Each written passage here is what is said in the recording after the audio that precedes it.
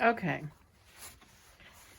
Hi everybody, this is Pam from Jesusjunkjournals, and I'm working on a piece of paper to use for the cover of my Thought Life journal.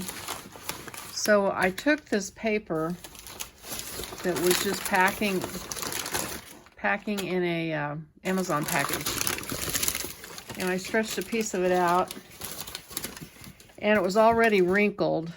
So I just kind of let it be wrinkled, and then I took the tissue paper from the back of a napkin, actually several pieces that you pull off. Gotta move my paper. Okay, so with the paper that you strip off of a napkin, I took that and I took my Mod Podge, my homemade Mod Podge, which is 3 parts, or actually 2 parts glue to 1 part water. And I just put a whole bunch of it on here. And I took these wadded up napkins, they're already wrinkled too, so the 2 are wrinkled. And I just started to, I smeared it around in a real even coat, and then I took these napkins and just started putting them on and kind of squinching them up. And when they get wet, if you're careful, you can kind of move them and get some nice wrinkles in them. And I've used this technique before on walls. I did my ceiling like this and then sprayed it with gold spray paint, like really, it looked like gold. It was awesome, really pretty. Anyway, so that's kind of the same technique. And after I let that dry, I took gesso,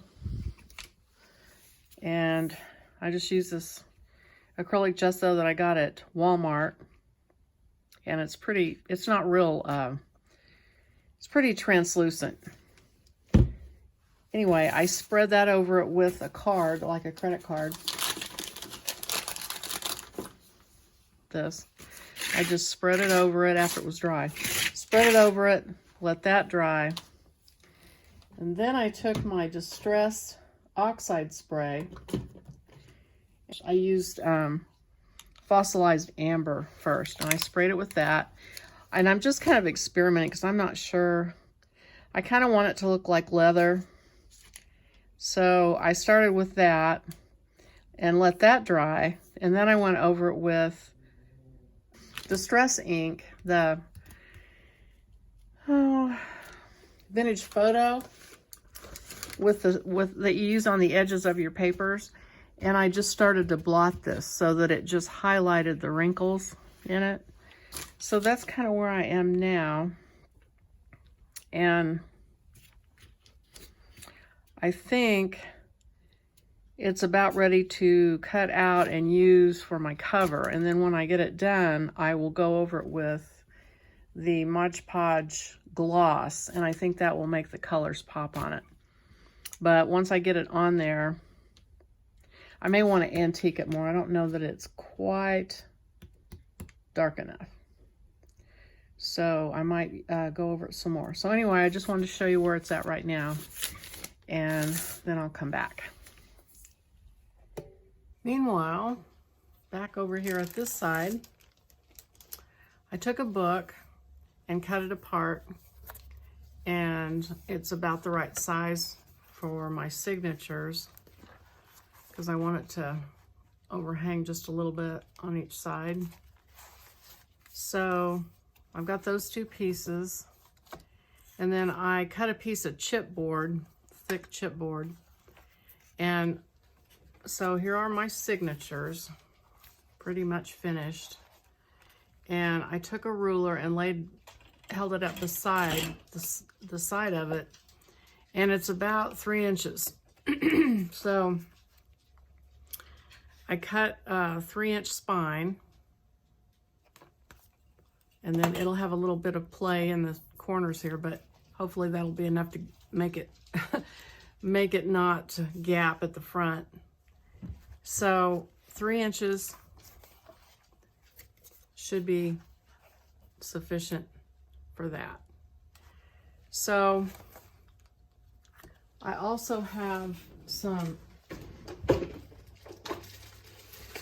Tyvek that I bought on Amazon. Tyvek, Tyvek, is this really tough material. They put it on the outside of houses, and you get those envelopes in the mail with it. And so it just strengthens it a little bit if you put Tyvek on your spine when you put it together. So I will do that. And I think that's it for now. I will be back and show you the next thing I do. Okay, I don't know if you figured this out yet, but I am flying by the seat of my pants as usual. And so I don't really have a plan. I'm just kind of playing. And I pulled this paper over here that I'm using for the cover, and I decided it's not dark enough. So I started to go over it with a darker distress ink, and so it's called Ground Espresso. So I'm just kind of going over it.